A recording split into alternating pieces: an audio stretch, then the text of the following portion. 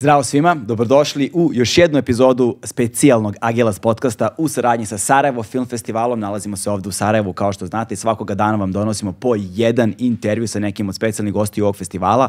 Ovoga puta sledi još jedan intervju sa još jednim Oskarovcem koji je gost na festivalu. U pitanju je reditelj Aleksandar Pejna. Aleksandar Pejna je čovjek koji ne samo što ima Oskara, nego je u svom rezimeu ima i brojne kultne filmove, poput Sideways, poput Downsizing, poput Nebraska, poput sada novog Holdovers, dakle brojni filmovi o kojima ćemo govoriti ili ćemo probati da govorimo s obzirom da imamo vrlo limitirano vreme za ovaj intervju, ali ono što sledi jeste intervju sa rediteljem Aleksandrom Pejnom, Oskarovcem na Sarajevo Film Festivalu. Uživajte.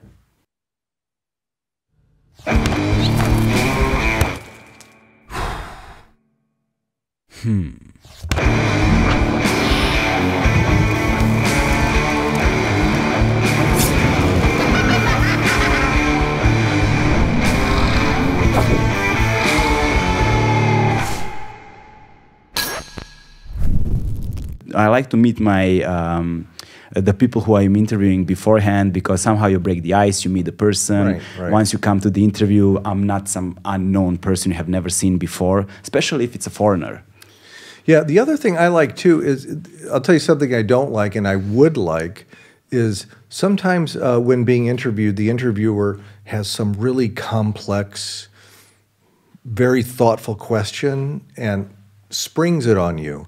And my answer is, why didn't you ask me that before so I could think about it? I'm not going to come up with some brilliant, I mean, I'm pretentious enough to think, I want to give you a really thoughtful answer, an answer as thoughtful as your question, but I can't do it like that. Yeah. You know, what you just asked me, I could spend a week writing about.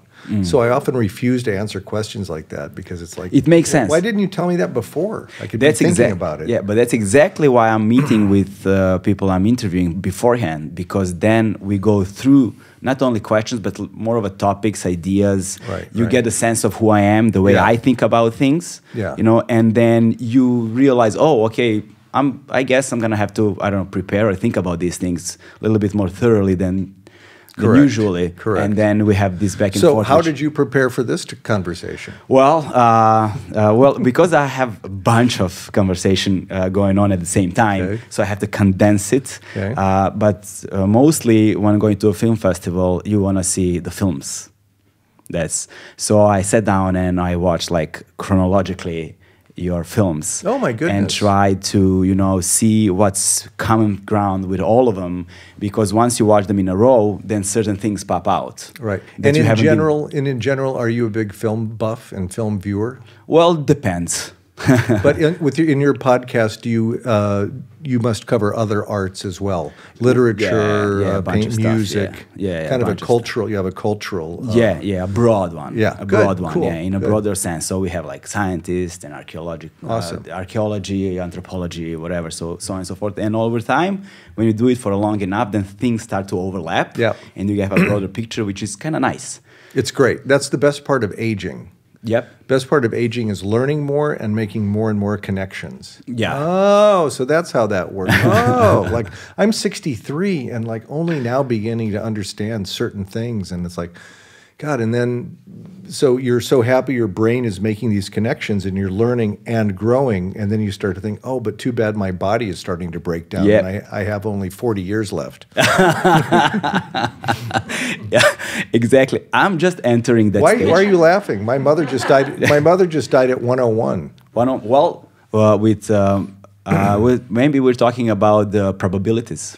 Yeah, all right. Shut up. Okay. Get to your stupid questions. But but on the other hand, but I'm just entering this stage that you're talking about, and I'm just starting to realizing certain things and getting this wow effect going on. But at the same time, realizing I'm not as young as I was. And, but that's okay. But this drives an anxious feeling about, you know, ephemeral things of, you know, life passing by and stuff like that. And also, as a student of history, you were a student of history before you in university, and that means nothing because you just spent 2, 3, 4 years of your youth reading those things. You need a lifetime or many lifetimes really to study history. But for example, the Trump phenomenon in the States, and that you can't believe that anyone would believe him, anyone would vote for someone like that. And you begin to understand, so he is not, you can understand though how a mass psychosis, an illogical kind of faith-based or something primitive within people is invoked to form a kind of mass psychosis. So I'm not saying Trump is Hitler, but in the States right now, you can witness with at least, just under half of the population, the type of psychosis that allows a Hitler or that allows a Mussolini, allows a Stalin. And so it's interesting to observe. But it's not only that, I think. I would say also there's this digital age that has given us the possibility of losing the reference points in truth. Because I like to say that news fell apart the moment they started making money. Because now this headline is, accumulating 100,000 people reading it. This one is accumulating 1,000 people. The problem with your lovely thought is that propaganda was not invented with the digital age. Propaganda and misinformation precede the digital age. Yeah, but the digital age makes it doesn't help. Yes. Doesn't help at all. Right. At all. And now the media used to be conveyor of, let's say, universal facts and truths about the life we're living. And now when we have lost our trust in the media, we have lost our trust in those universal facts. Yeah, but how long has Pravda been published in Moscow? Way before, So again, I'm going to stick with my point of view that misinformation and propaganda are predate the digital age as much as the digital age makes it propaganda on steroids. Yeah, and one thing when watching your films in succession, one thing that I have to start off with it. What's with the television? What do you mean? Yeah, there is so much time spent on your characters watching TV, sitting in front of a TV, watching TV, flipping through the channels. I've never thought of that before. For example, you have in most difficult situations, for example, in Sideways, they are laying down in the motel room watching some sports. In Schmidt, he's flipping through the channel in the most difficult moments. In Nebraska, you have... They're watching Downsizing. Met Dejmona watches TV. Yeah. Right. Yeah. Oh, I hadn't thought about that. And in Nebraska, they have these, and you have those moments when camera is like from the TV point of view. Correct. Having them in these still shots. In Election, Matthew Broderick watches pornography in the middle of the night and gets the idea to. Yeah. And in Holdovers also. The Newlywed Game. Citizen Ruth. Yeah. Watching interesting. And I have no comment on that, but it's interesting. But it's interesting that you pointed out. Yeah, and also when you couple that with let's call them awkward small talks that characters mostly have, you have these huge parts of mundane life in which somehow your characters shine. So how is it something that you have put your thought behind it, or just something that I don't know how it happens, but it does? Well, I think if there's mundane conversation in some of my movies, it's kind of for recognizable comic effect. But it also mirrors like what our lives go by so quickly. And most of our lives are filled with mundane conversation that you kind of have to pay attention that underneath these things, big things are happening. Yeah.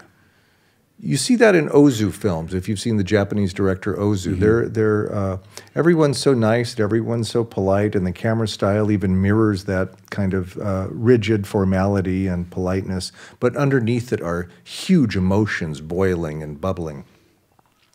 But you're making me thinking about Schmidt. Here he makes a big trip across a few states to visit his daughter, and the first thing they talk about is what highways they were on. He was on. Oh, I tried to take 50 to the 72, but it was blocked and so forth. Same things happened in Nebraska, too. In Nebraska, yeah. But I think that it's kind of comic. Yeah, it is, in a way. But also, it speaks about the characters in many ways, because in those small talks, those mundane everyday situation, the way they handle them, you see the awkwardness of not knowing what to say, how to behave at first, and it's something that's really relatable in a way. How many times in life have I walked into a room full of people, and then you cannot hit it off immediately. You have to adjust, acclimatize a bit, and then you have this weird small talk going on. But using it in a film, I always thought that there's like a decision behind it, because there's time and space. Right, and because if Hitchcock used to define movie as just like life, but with all the boring bits cut out. Yeah. So you have to use that small talk judiciously and with a purpose. Yeah. And it seems like you do that so well. Oh, good. Yeah, you do that so well. And wonderful. And it's an opposition of people like trying hard to develop a character by making them in different ways, but somehow you manage to develop a character by doing that. Which is kind of interesting. And most of your characters, also when watching the films in succession, they are like either in their like midlife crisis, realizing that the life is going to end and they haven't done anything with it, or maybe asking questions about it, or being during retirement age, the beginning in the mid-60s, like you are right now. But only in Holdovers, your last film, we have like 3 different type of characters meeting, stuck together. So we have this juxtaposition of like having your typical character, but also having coming-of-age character, and also have a grieving character. But unlike other films where they're usually traveling, these 3 are stuck together. Although they travel a bit toward the end in the back half of the film. And in Boston, as a field trip. Little bit of a road trip. Just a little bit. But mostly the premise, they got stuck together. They're stuck. So was that on purpose, having those previous films in mind or not? No, I don't think about... The only thing I think about trying to avoid from previous films is, I just did a movie where 2 characters are on a road trip together. Maybe the next one won't be exactly that. But my difficulty with a discussion like this is it's your job to see commonalities and to see patterns and perhaps repeated themes. And it's my job not to repeat myself and not to make the same goddamn movie every time. So I don't know. But it's not making the same movie. It actually works really well. I think it's a special kind of art form, being able to take such a similar, close premises and making them original and new each and every time. Yeah, and even if a director works with, we can talk about writers or painters, but we're talking about film. Even if a director works in the same kind of general genre, then the job of the viewer, the critic, the historian, is to see perhaps how themes change as that artist matures. I mean, I'm not the biggest John Ford fan in the world, but I've been studying a bit of Ford lately, and people look and see how his attitude toward Native Americans, toward the idea of a hero, how that changes and shifts as he grows older. And maybe some of that is, let's say, unconsciously on purpose. Another part of it is a filmmaker's just looking for a film to make next, and that's the script that comes. So it's maybe not even you, but rather the screenwriter, and how the winds of culture are blowing through the screenwriter and then are blowing onto you, the director. So it's not always the director who's entirely responsible for, let's say, the thematic content of the film. It's the culture, the winds of culture, and combined, let's say, most importantly, with the screenwriter. Yeah, and somehow those scripts fly around and fall down into their lap.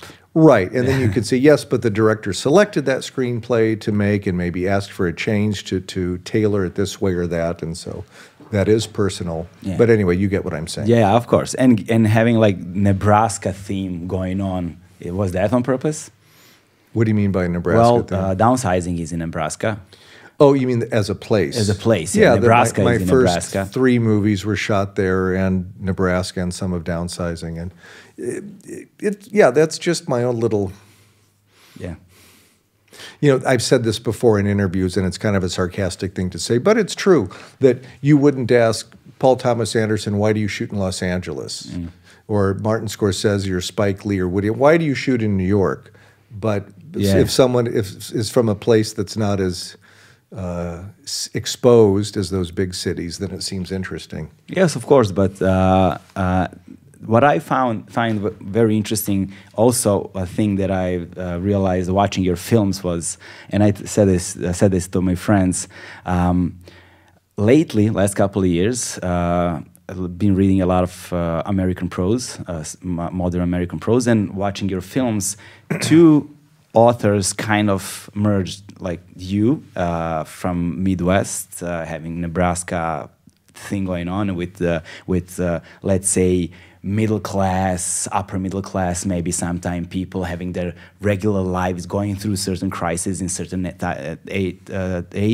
certain age, and then reading Jonathan Franzen. And I was like, wow, it would be so cool. A fellow Midwesterner. He's from St. Louis. Yeah, and it would be so awesome to see your adaptation of Jonathan Franzen's novels. So that has come my way a couple of times. Yeah, The Corrections has come my way twice. And one of his other big books came my way.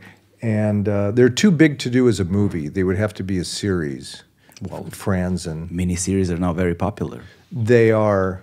Noah Baumbach was going to do The Corrections for a while, and I think he found it a bit too daunting. I never asked him why he didn't continue on that.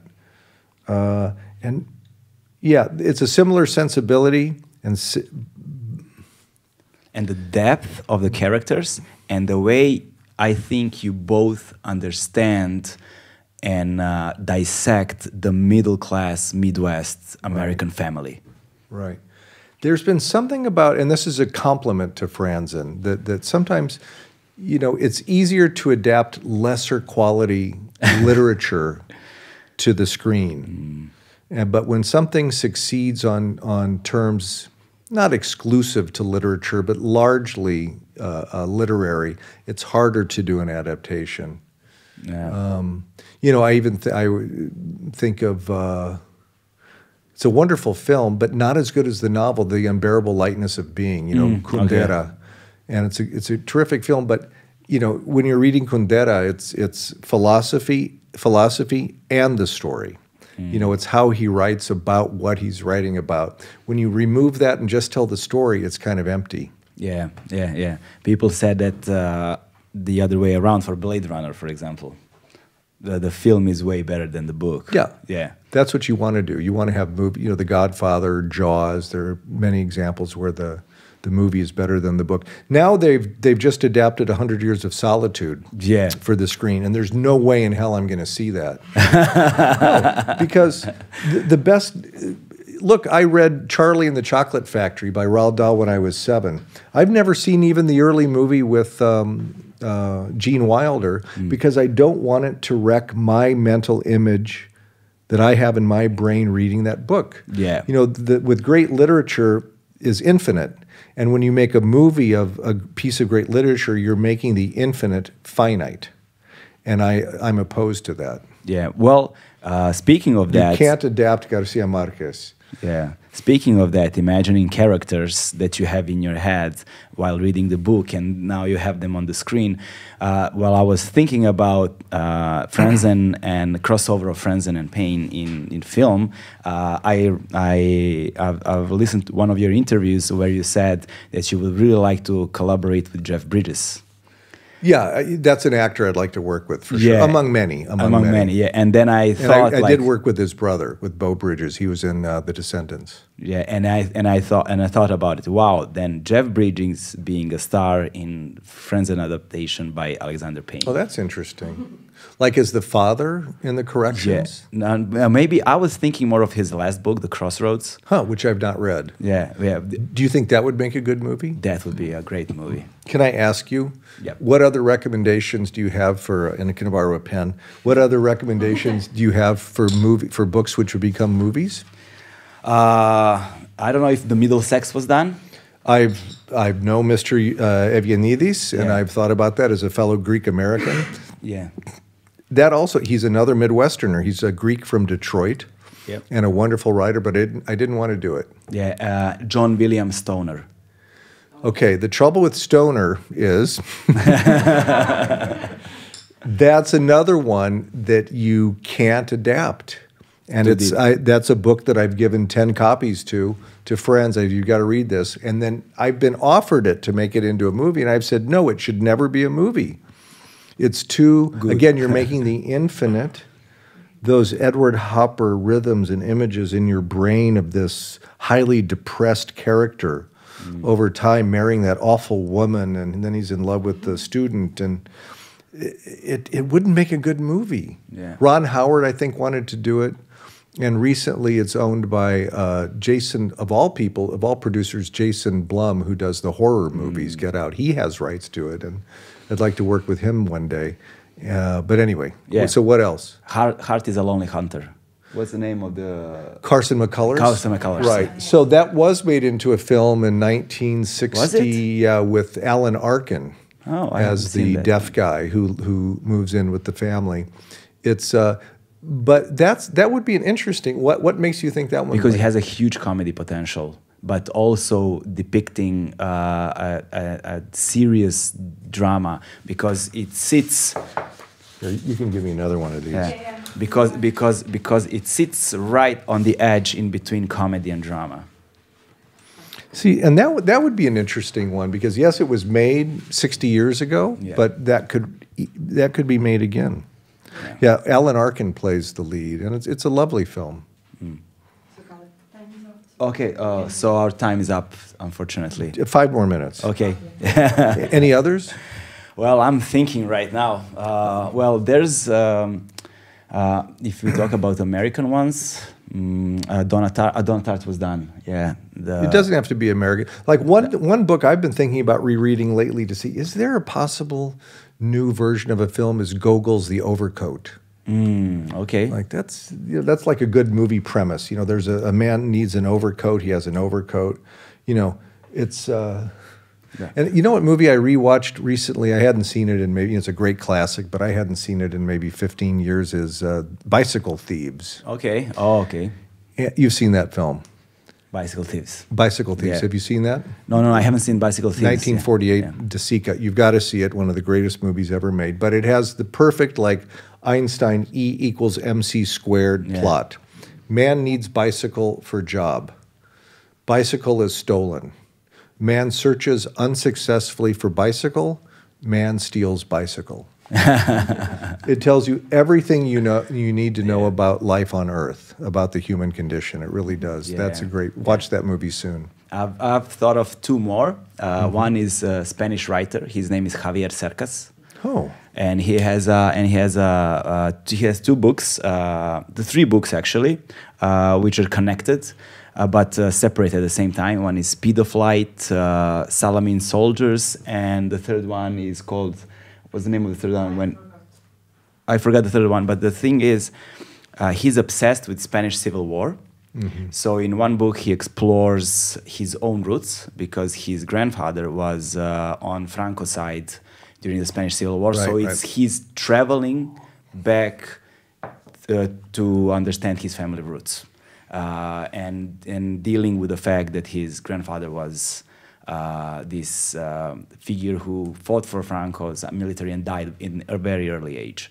The second one is also the guy who participated in a war and traveled to the States and suffered from PTSD. You know, these are also former Yugoslavian themes. Yeah. You know. Yeah, but Yugoslavian themes... I found out that my grandfather did this, my grandfather was that, and who am I now, and we're being, the problem with our situation is that we haven't resolved our problems yet, so it's pretty much alive. You need time. You need time, yeah. However, it's interesting, you know, so here's something interesting. Everyone's like, how do you like Sarajevo? You're back in Sarajevo after so many years. Well, Sarajevo, this, you know, yes, I love it, I love the heart. But what's interesting, because I first came here in 2005, so now it's 20 years later, and Adna, my assistant, she's 21. Yeah. You know, she's born after all of that. When I first came, everything was still vivid, and, you know, I had Serbian and Bosnian friends in the United States who were, gotten the hell out of here during the 90s. Yeah. And so we were all steeped in what was going on. And as much as a foreigner can be aware of it. And so it's interesting for me now to be back and be exposed to young people for whom it's like, oh yeah, that was this, that was that, but it's not alive to them. Yeah. And they kind of can't understand it. Well, it's hard. That stuff is hard to understand, to believe. Well, even while it's happening, it's hard to believe. Yeah, but for younger generations, they have moved away from it. But official politics hasn't. Okay. Official propaganda hasn't. Okay. So it really plays a huge part in our daily lives. Still, okay. We haven't resolved many of the things that happened. So it's but just now, last couple of years, certain things started to emerge, production-wise. Talking about films, TV series. Now at this festival, we have a couple of them talking about certain topics that was like 20 years ago, 25 years ago, which is a huge step forward, if you ask me. Yeah, and also to make films and literature which are not about the war, which are now comedies and genre, and also to get away from it is important. This thing is also just awakening now, and it's a nice thing. It's a breath of fresh air to see it. Cool. To see it going on. Thank you. Yeah. Thanks for telling me that. Yeah. So, but anyway, you just made me think of it with your description of this. Now it's 80 years after the Spanish Civil War. Yeah. Okay, so you had Heart of Leonard, Javier Secas, and? Secas, yeah. There's also this guy called Genie. He won a Goncourt Award in France in 2011, I think. And he has this book called The Art of War. And it's about two generations of people meeting each other. One is your typical character. Stuck in life without job, without, just lost his job, lost his girlfriend, without money in some shitty, crappy apartment somewhere in Paris, and being a lousy painter or whatever. And then in a bar, he meets a war veteran from Falkland Islands, and confronting his own guilt and history of participating in colonial wars for France. And then having this conversation between them, which takes us on a long journey through the colonial history of French war, which is it's very So I'm not sure that would make a good movie. It's not a comedy. But not a comedy. Yeah, but what an interesting book. Okay. Yeah. So that, I don't know. I'm thinking about what would be a comedic one. I don't know. Here, let me give you my email, and if you think of a good one, I will. That could be a movie. You have a patriotic duty to let me know. Okay.